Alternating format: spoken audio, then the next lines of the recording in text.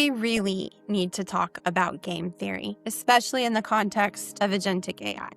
Back in 2022, when I first published my paper, Securing AI/ML Systems in the Age of Information Warfare, I did not open it with a description of all of the things that could go wrong in AI security. That was a paper that had a defensive architecture at the heart of it, which is pretty much my entire reason for publishing it.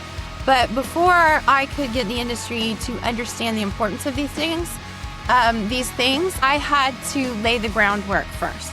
So there were a number of things that I needed to introduce in order to get people to be able to understand not just the severity of the problem. I mean, that's even leaving aside getting them to understand that the problem actually existed and was real in the first place, that AI security was actually a vector. In 2022, people did not want to believe that.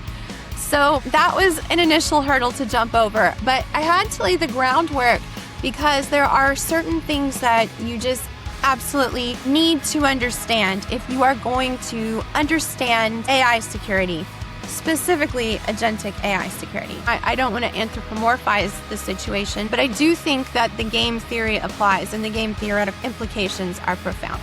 So the first machine learning security operations paper doesn't open with machine learning security operations. It opens with game theory.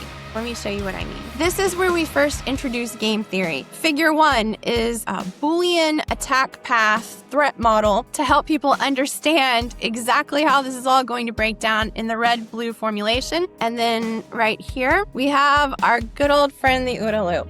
Now, I'm going to read you what I wrote here because I think that it's very important. I want you to keep Mythos, AL, and all of the recent hacks in your mind as I read this.